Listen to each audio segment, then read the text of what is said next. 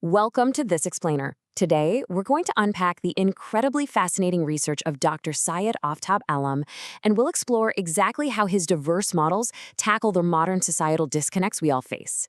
From the actual walls we live within to the way we manage our daily finances, and even how we educate our kids, his framework offers this truly holistic blueprint for a much more connected and honestly more compassionate society. So let's just jump right in with a question that affects pretty much all of us. Could the very walls of your home be causing emotional withdrawal? It's something we rarely think about when we close our bedroom doors at night, but the architectural layout of our daily lives might actually be contributing to a much larger unseen societal crisis. To answer that, we'll quickly run through this agenda. We'll look at the modern connection crisis, the vision of Dr. Alam, architecture for psychological safety, redefining daily financial equity, reimagining the educational journey, and finally, a legacy of serving humanity. Section 1, the modern connection crisis. Let's start right off with the immediate problem we face today regarding how we live and connect with one another. Think about standard housing for a second. It often isolates us, right, under our own roof, creating this hidden loneliness that totally breaks down spontaneous family communication. We've built our modern homes prioritizing strict privacy over actual presence. Just look at the closed rooms and fragmented layouts we're so used to. They are silently straining modern family bonds. Emotional withdrawal happens in our own houses simply because, well, our living spaces just aren't designed for continuous human connection. Section 2, the vision of Dr. Alam. To find a solution to these massive modern disconnects, we really have to look at the visionary researcher behind these frameworks. Serve humanity equals earn eternal life. This isn't just a catchy slogan for his bio.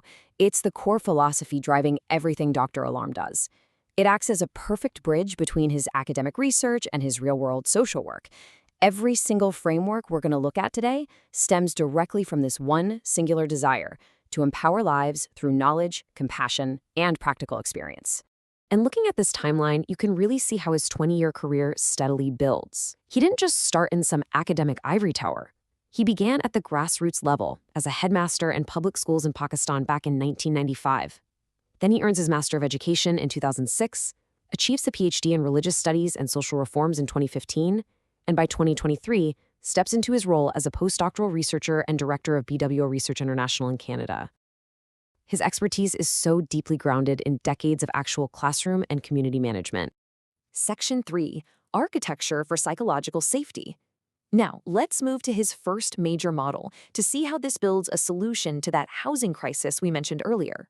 This brilliantly illustrates the contrast. On one side, standard housing relies on closed doors that foster hidden loneliness and emotional withdrawal. But Alam Happytown, it entirely flips the script. It utilizes this A-frame design with open visibility interiors. The primary goal here is continuous connection among the people living inside, transforming a fragmented house back into a truly unified home. And there's some fascinating science behind this open design, specifically attachment theory. By physically designing homes around the psychological framework, spontaneous communication is kept alive across every single level of the house. Attachment theory basically suggests that having a broader line of sight and a continuous visual presence actually reduces daily anxiety. When you can easily see and hear your family members throughout the day, you're fundamentally strengthening psychological safety. But it doesn't stop at the interior layout. Alam Happytown expands on this safety by integrating some incredible amenities. We're talking affordable living, renewable energy systems, and even automated agriculture. Ultimately, all of this fosters a really deep sense of community belonging. It's an entire holistic ecosystem designed to make healthy, sustainable living both accessible and completely interconnected. Section 4, redefining daily financial equity.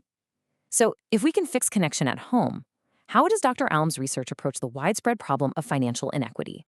Drawing neutrally from Islamic financial theory, this model proposes a radical shift away from our usual monthly economic anxiety. It's called the Daily Finance Distribution System, or DFDS.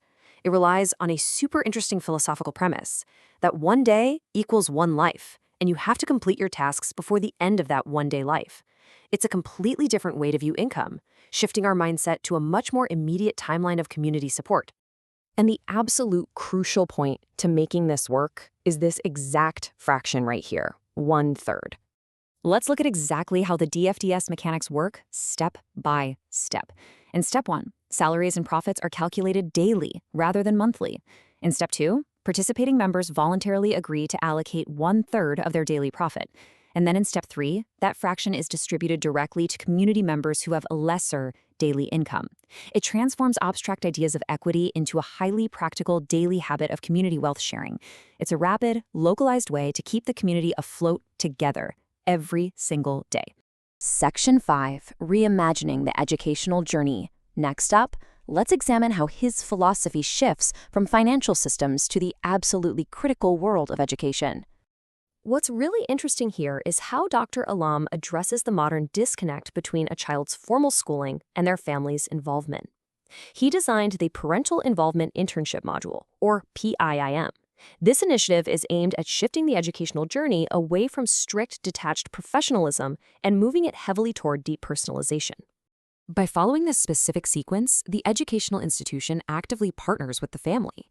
So, step 1, at the time of admission, parents suggest optional internship institutions. Step 2, the student finishes their standard academic process. But step 3 is the game changer. During the internship phase, parents, close relatives, or trusted friends act as the tutors. It ensures the student is monitored and mentored by people who personally care about their growth, perfectly bridging that gap between formal schooling and real-world family-led mentorship. Section 6, a legacy of serving humanity. To truly grasp the impact of these macro-level models, we have to zoom in on the micro-level human interactions that define Dr. Alam's work. Take this anecdote from an interfaith youth conference in Toronto. Dr. Mariam Fatima shared that not only did he deliver a powerful keynote, but he stayed to answer every single student's question and even helped stock chairs at the end of the event. It perfectly grounds his highly academic CV in rare, genuine humility. It shows that his philosophy of serving humanity isn't just theory. It's something he lives out in those quiet, unglamorous moments.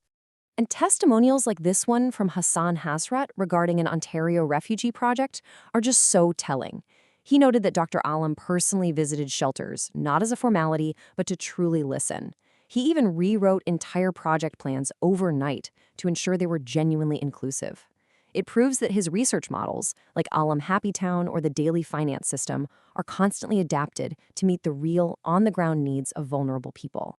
From earning the prestigious Adine National Human Rights Defenders Award to authoring books and over 32 published papers, his output is just incredible. He even created an educational channel, Alam Learning International, to offer university-level courses completely free of cost. His entire body of work relentlessly points back to that single goal, designing comprehensive community integration models meant to empower humanity. As we wrap up this explainer, I want to leave you with this final thought. How might you take these concepts, whether it's open architecture, daily equity, or active family mentorship, and use them to heal the disconnects in your own world? Dr. Alam's work really challenges us to look at our homes, our finances, and our schools not as fixed systems, but as powerful opportunities to foster genuine human connection. Thanks so much for learning with me today, and I hope this blueprint sparks some incredible ideas for your own community.